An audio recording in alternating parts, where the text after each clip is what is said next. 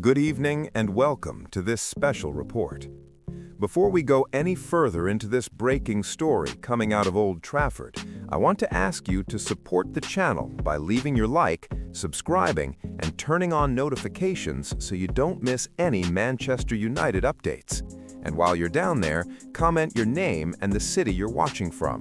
We truly value connecting with Red Devils fans all over the world. Tonight, Manchester United have officially confirmed the appointment of Michael Carrick as the new head coach of the men's first team. This decision marks the beginning of what the club is internally describing as a critical stabilization period. The announcement, released today, January 14, 2026, confirms that the former United midfielder and club captain has signed a short-term agreement, tasked with leading the team through the remainder of the 2025-26 season. Carrick steps into the technical area at a moment of deep uncertainty. He replaces Ruben Amorim, whose 14-month spell at Old Trafford was brought to an abrupt and turbulent end earlier this month. Reports of internal disagreements, frustration over recruitment, and a dramatic fall in on-pitch standards accelerated a decision that had seemed inevitable. The club also moves on from Darren Fletcher's brief interim spell, which included difficult defeats against Burnley and Brighton, before he returned to his developmental role within the academy structure. The mandate from the board could not be clearer. Carrick has not been appointed for nostalgia. He has been appointed to restore control, to stop the slide, and to rebuild the performance standards expected at this institution. As things stand, United sit 7th in the Premier League. They're not out of the race, but they are drifting. Performances have lacked structure, confidence has visibly eroded, and patience at Old Trafford has worn dangerously thin. This appointment is therefore not simply a managerial change, it is an emergency intervention. And crucially, Michael Carrick does not walk into Carrington alone. The club's official statement confirms the arrival of a carefully constructed backroom staff designed specifically to confront the problems that have haunted this squad all season, particularly defensive organization and tactical discipline. The most significant addition is Steve Holland, former assistant to Gareth Southgate with England and a long-standing figure at Chelsea. His reputation for tactical rigor, defensive structure, and elite-level preparation immediately signals the direction of this project. Alongside him arrives Jonathan Woodgate, former Real Madrid and England defender and a trusted collaborator of Carrick's from their time at Middlesbrough.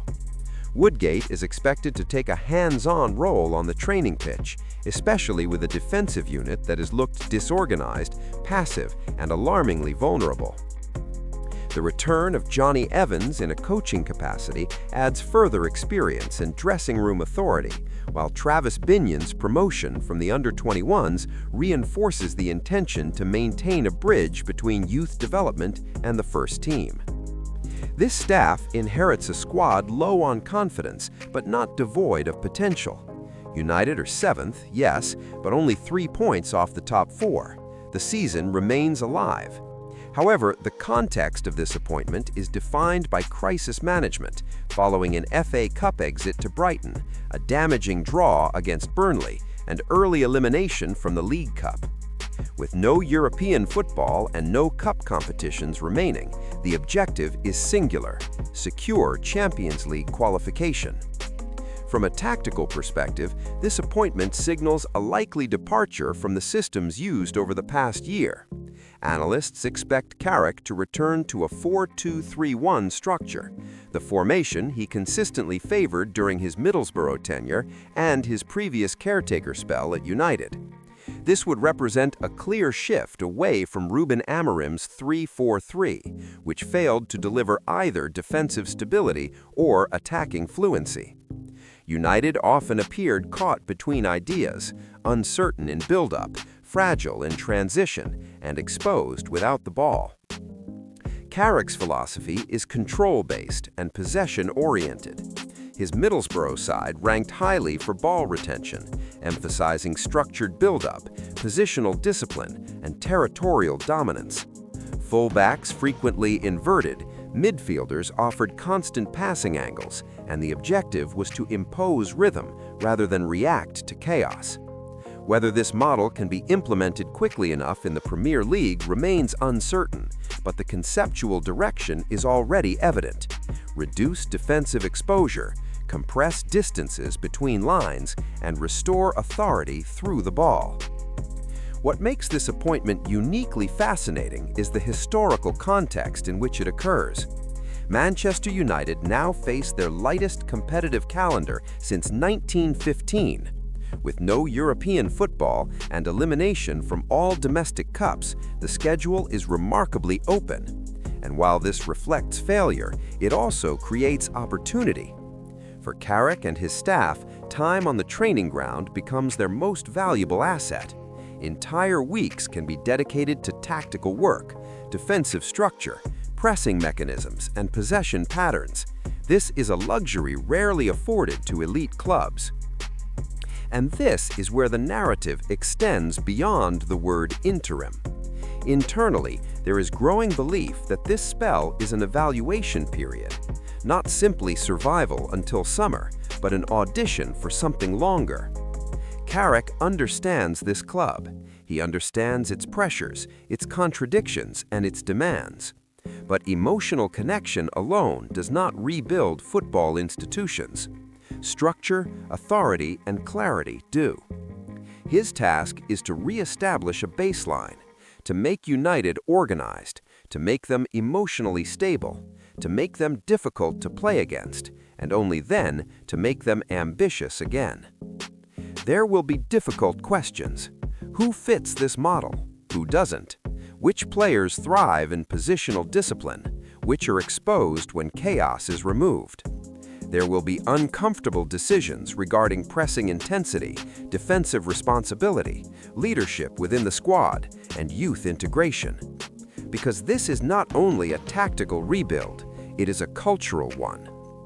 Manchester United's greatest struggle in recent years has not been financial, it has been ideological.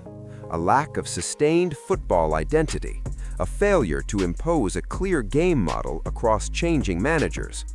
Michael Carrick now stands at the threshold of that challenge. And while the contract may be short, the consequences of this period will be long-lasting. So tonight, the real question is not simply whether Michael Carrick can win matches. The real question is whether he can redefine what Manchester United are trying to become. If he stabilizes the team, secures Champions League football, and restores a coherent style of play, the pressure to continue this project will grow. If not, United will once again be thrown back into uncertainty. And now I want to hear from you. Do you believe Michael Carrick can lead a long-term project at Manchester United? Should this be more than an interim solution? Or is this simply another short chapter in a long period of instability? Leave your opinion in the comments. Don't forget to like the video, subscribe to the channel, and turn on notifications so you don't miss any Manchester United updates as this new era at Old Trafford begins. Thanks for watching, and I'll see you in the next one.